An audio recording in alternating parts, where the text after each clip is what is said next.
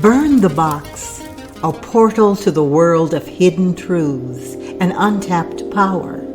A sanctuary where together we unmask the oppression hidden in the shadows far too long. Unscripted, unplanned, unrehearsed. Stay tuned for powerful conversations, thought-provoking insights as we ignite the sacred rebellion of the global majority. Let's begin this incredible journey together. Welcome to Burn the Box. Your host, Dr. Sonali Deepika. Hey, welcome to another episode of Burn the Box, where in this season I'm focused on the community that's been created through somatic abolitionism over the last now more than 2 years. So I'm here with Mariya Javed-Payne, who is a licensed independent clinical social worker, a licensed alcohol and drug counselor, certified brain spotting trainer and consultant.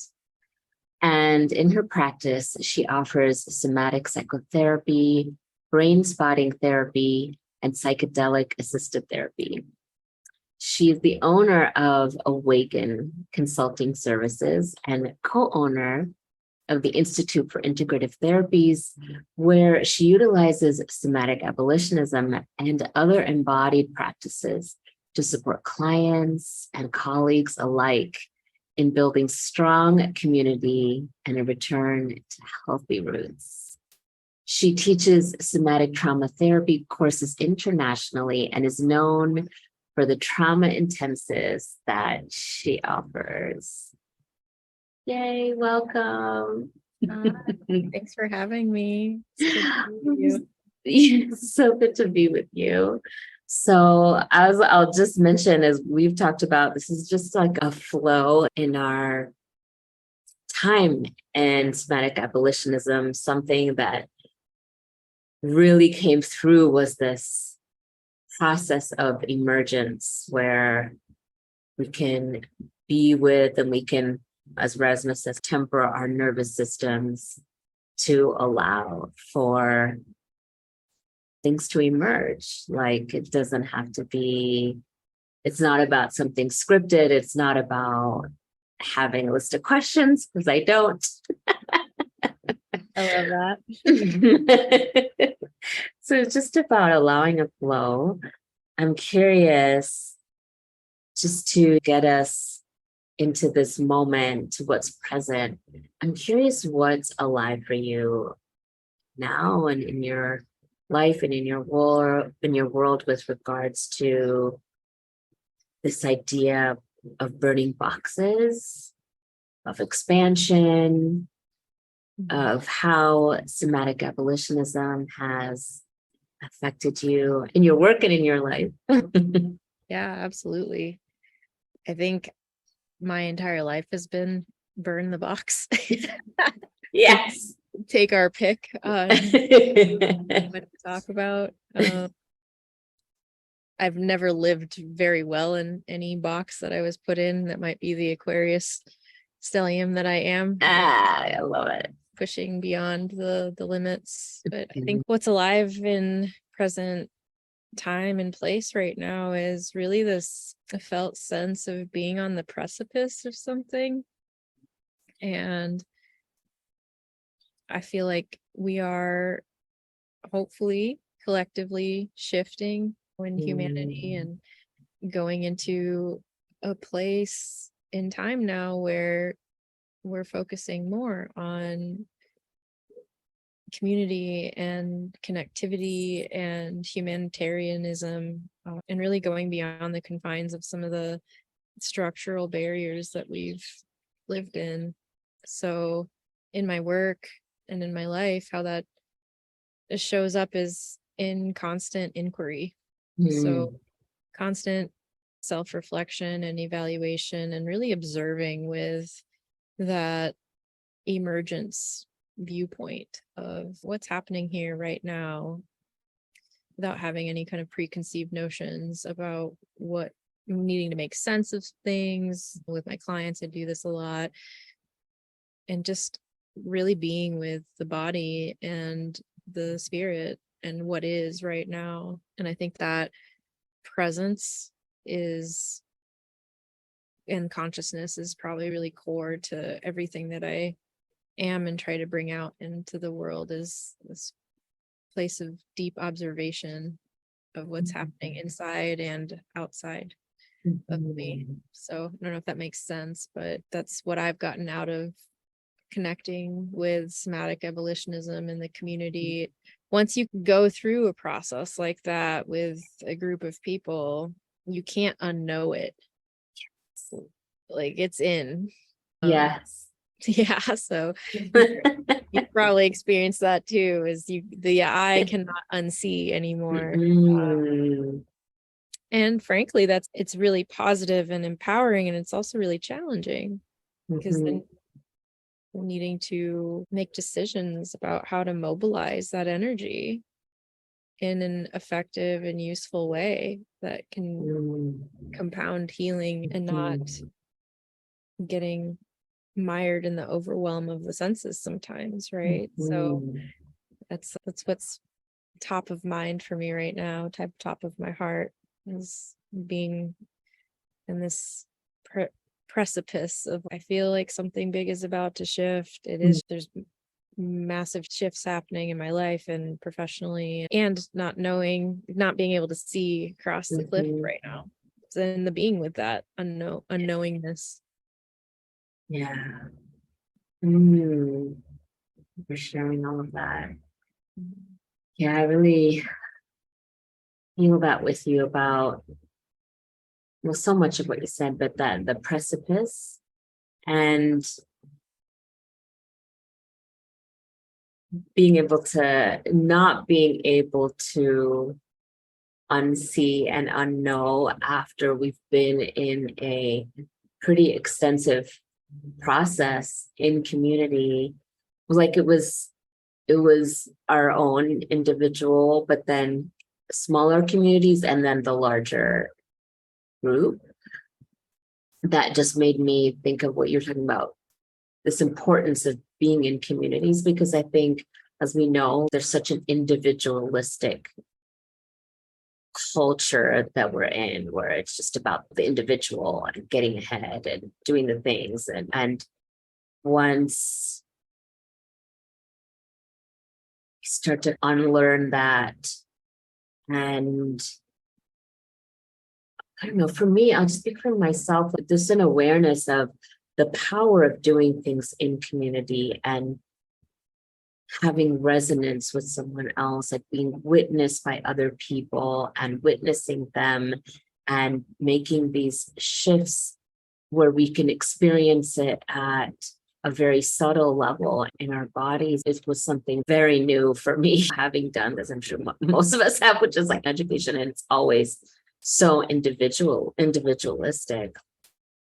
Where I was going with that is just having done that work, then when we get to the precipice, I think when I hear you say that, and I can feel that in my own body, in my own life as well, it does take it has some nuance to it, because there's, for me, just a bit more of an ability to be in that place and not want to run back away from the edge to what's comfortable. Okay, no, but we're here. Just let's wait here. Like a bit more, something of a bit more comfort with the unknown, the unseen, the uncertain. And when we can, like, even you and I just holding that with each other, and to me, that gives strength. Just, okay, I can share this with somebody. I can be at this precipice and be witnessed in it and held in it. Like, helps, even though it's still pretty scary to be at a precipice of an end and can't see what's coming. Yeah, and it's an ending and a new beginning at the same time. Yeah, I really feel that right now happening to not just me, but a lot of people that I know that are in unfamiliar territory now. Like, it's not like the roadmap's not there. And I'm really into astrology, and I think Yes, I love that. you knew I was going to bring that in at some point. I'm so happy you did. Yeah, the Pluto and Capricorn cycle is ending. That started in around 2008, and we had a little dip into Aquarius here since March, and now we have one last sweep with Pluto and Capricorn. So it really does feel like a massive ending in ways. And looking at these outworn structures and outworn patterns of supremacy and vertical power structures, hierarchical power structures, and also looking at how do we do that in ourselves, right? Do that to ourselves, coming from the outside culture and the norms, and how that becomes so implicit inside of us. So I know that's the deep work I'm doing right now, is the last push, cleaning house and closing chapters with, for me, where am I the slave and the slave master both? That has a lot of charge right there, but that's the two archetypes that I'm experiencing, and historically coming from India, being colonized, and so being the colonized body and also having introjected the colonizer in me, and how I repeat these patterns in my relationships and my work, and consciously trying to heal those. Yeah, they're one and the same end of the spectrum for me. Yeah, I just felt that, just wanting to pause for a moment on that.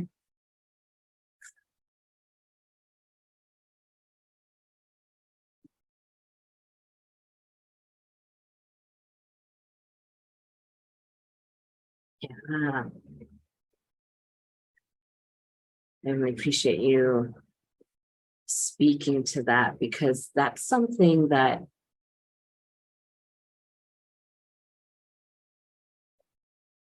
how do I even want to say it? It's something that I've only been aware of in the last few years, honestly. You can't just identify, it's not just being colonized, being exposed to that oppression and that hierarchy exposes us to both, and we internalize both. Yeah. And that is really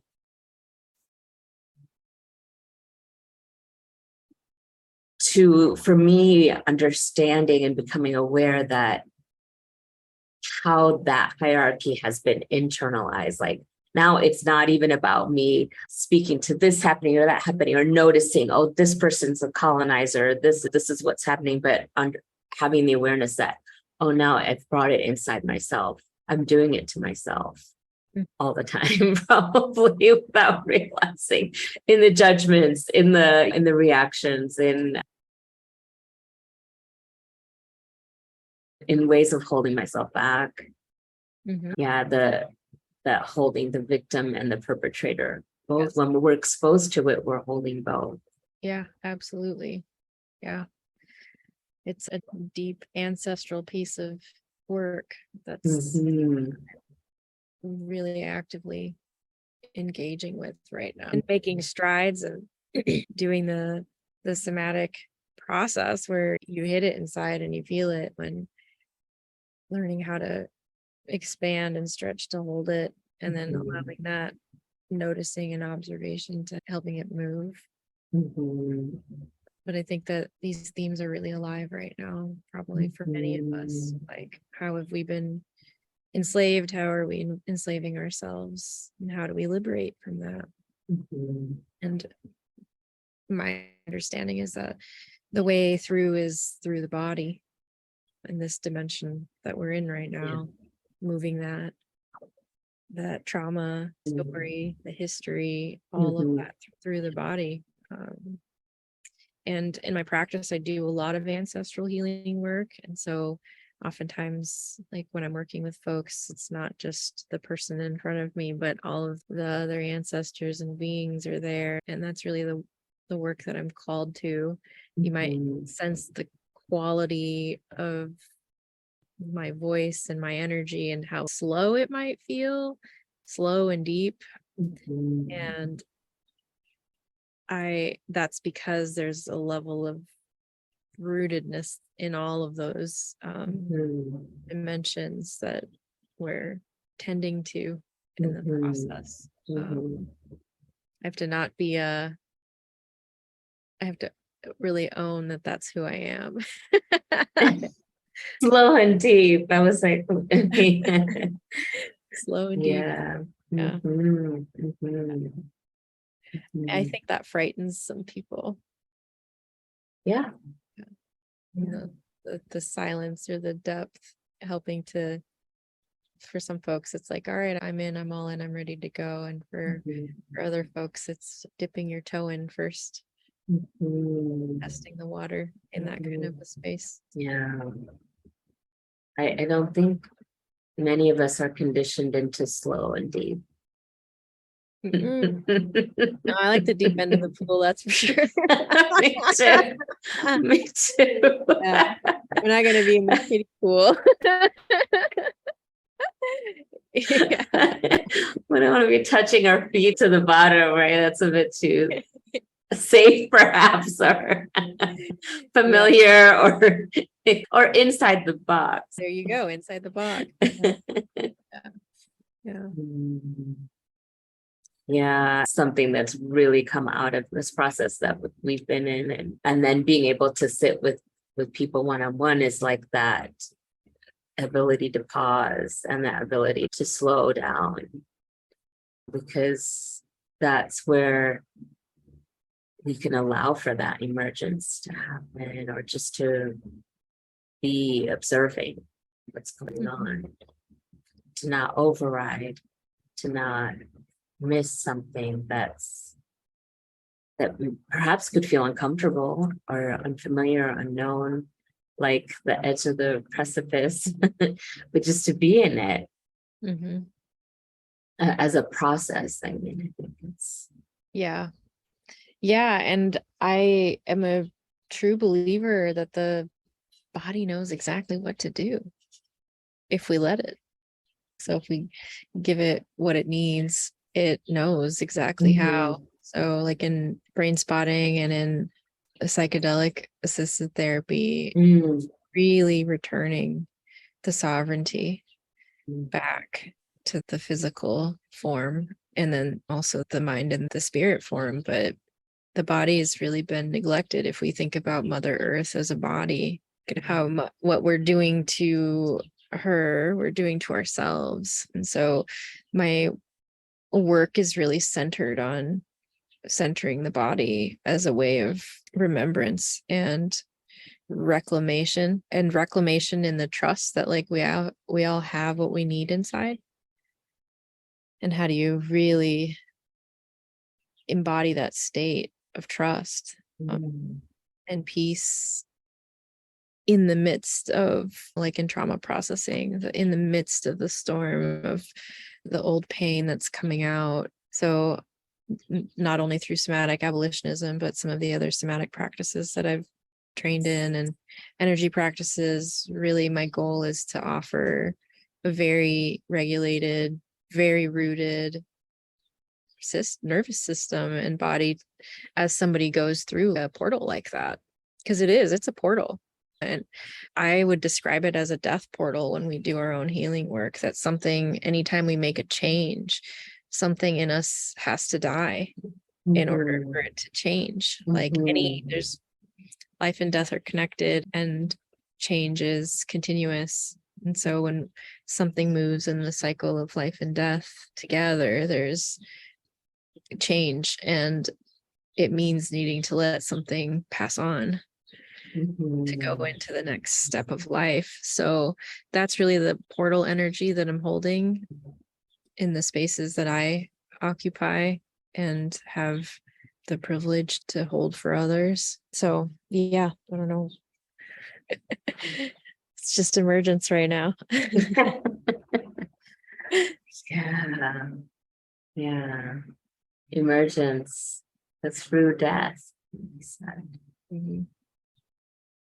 Through allowing something to die, some part of us. Yeah.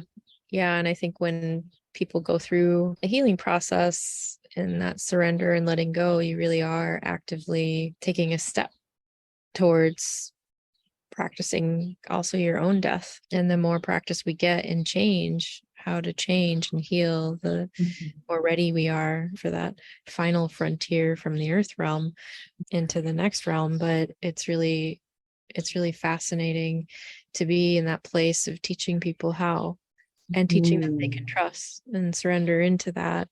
And I have to giggle a little because it's like what I've found is that there is no death.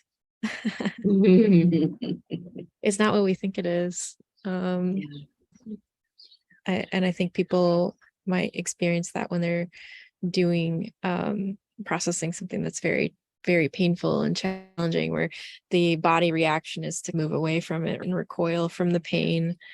And the more we actually soften into it, moves naturally.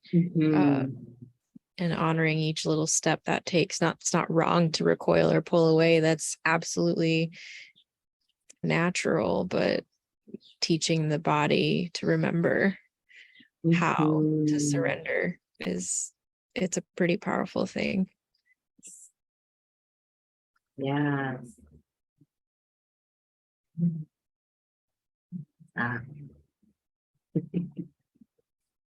I'm curious because you mentioned, and when I was reading your intro, now you have so many different paths, that you've explored of transformation, of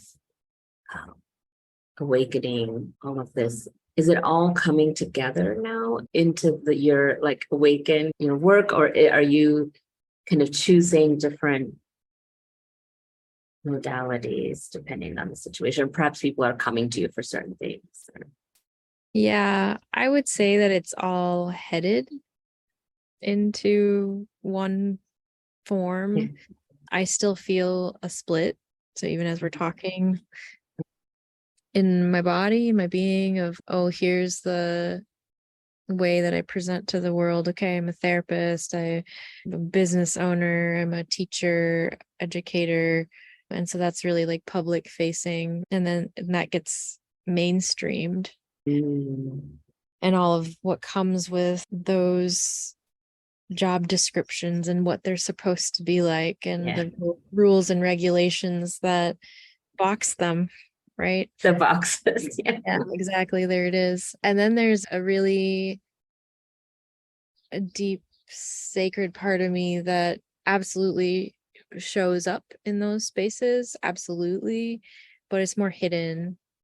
It's more subtle. It's not as explicit. And that's the dance I'm in right now, is like how I'm feeling the precipice of like, how are you going to let this out?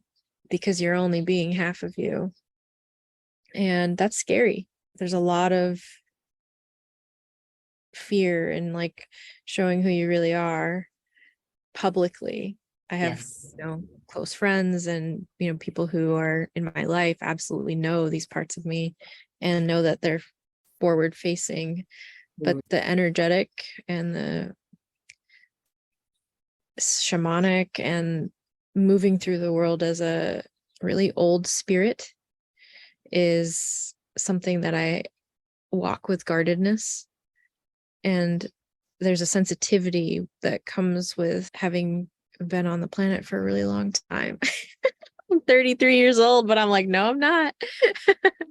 And having done lots and lots of regressions and remembering those times and periods and actually holding those memories consciously in my body. It's that slow and deep thing again. So I am hoping that at some point it's all gonna converge.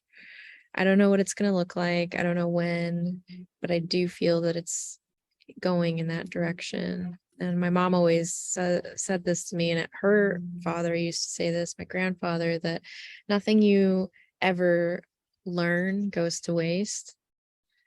And it's really, I think, true that every kind of educational path I've gone through has set me up for the next thing and the next thing and the next thing. And yeah, my hope is that I'm going to be able to weave all of those pieces together, and inviting the support of other teachers and ancestors and energies to bring all of it to coalesce. That'll be supercharged when it happens. So yeah, here we are at the precipice, right? Like that's yeah a lot coming together. Yeah, I appreciate hearing all of that. And the process definitely resonates of what we feel comfortable to show, to put out there, and what we hold closer. And as I witness you in that, I'm reminded of parts of my own journey, and just that real awareness of holding some, for me, it felt like a lifetimes of just like a fear of persecution, like a fear, like if you allow yourself to be seen fully in something that's not in the boxes, something that's different, something that really is stretching, and even for myself, like taking me to a certain edge. There was just something that there's fear. I know some fear is we're creating the fear, or it's in our head, or it's like our worries and things. But then there's like actual, real embodied fear, because there has been reason for that. Absolutely. Yeah. The fear of persecution is definitely real. And I think as a body of culture, that's very pertinent, and it's part of the imprint of the trauma, and it's ancestral as well. My family is Muslim, and I remember the first kind of experience of the split that I had of, I have to really hide. And it was after the 9/11 attacks. I was 9 years old. I was in 4th grade. And I remember very clearly knowing at that point that I was going to have to hide myself, being in a public school with mostly white folks. And so that needing to hide and observation of everything, that hypervigilance, definitely. That's one layer where it comes from. And there's all the ancestral pieces too of being colonized that are very real. And there's hiding in the family too. My family doesn't have like a history log. I can't go and ask them and say, hey, so what happened to our great grandmother, grandfather in this time period in India? No one knows. It's because the splitting has happened. All I know is what I sense in my body. And I know it's not just mine. And that's why it feels so weighty. Definitely. And that's part of the healing, I think, too, now, is that if you really believe there's no death, Mariya, then you're gonna let it all hang out. That's the little nudges I get. It'll take the time it'll take to soothe the body enough to be able to do it. Creation with the soul and the body together, not one owning the other, not one being the slave or the slave master. I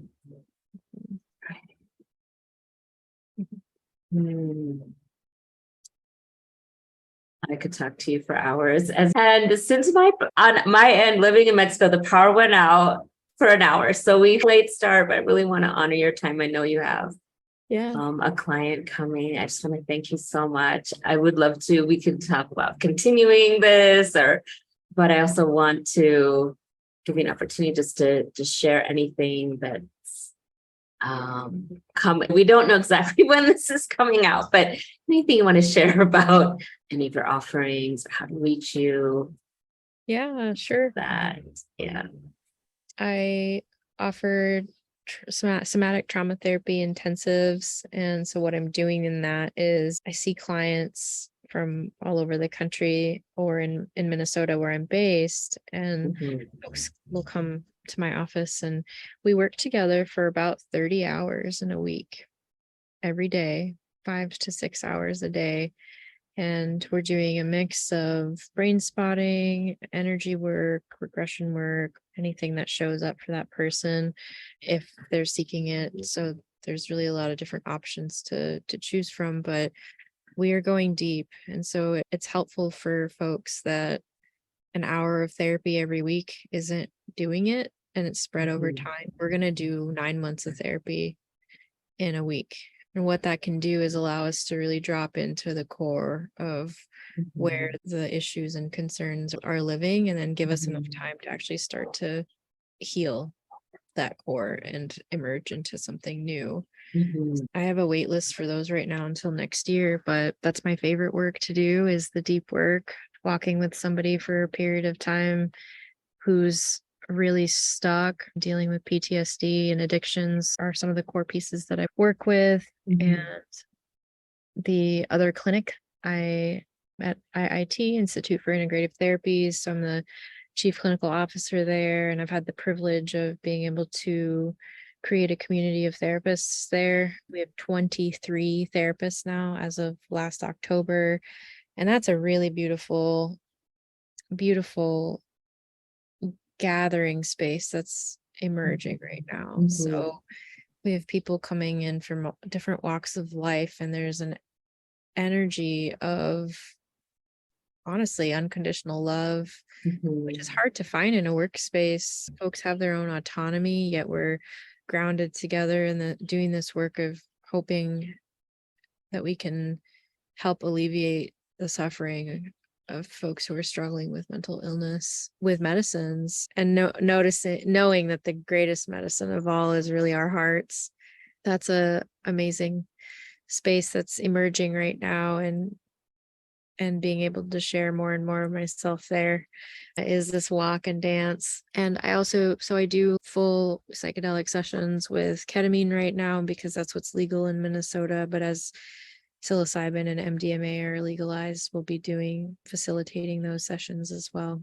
And I also offer low dose sessions with ketamine. So we're combining a psycholytic dose and doing trauma processing upwards of 3 hours a day to a maximum of 3 days to do like a deep dive. That has been really fascinating to watch people be able to soften into themselves and actually be able to touch some of the things that are sometimes too hard to touch without having the aid of something. It's quite a journey and quite a dance, and being able to work with the nuances of each individual. And I'm endlessly curious, so I love to learn and attune to what's happening here in the moment. What does this person need right now? And being able to offer medicine in the way that I have learned medicine, with Mhm. emotional healing and energetic healing, and now also with psychedelics, trauma healing. Yeah.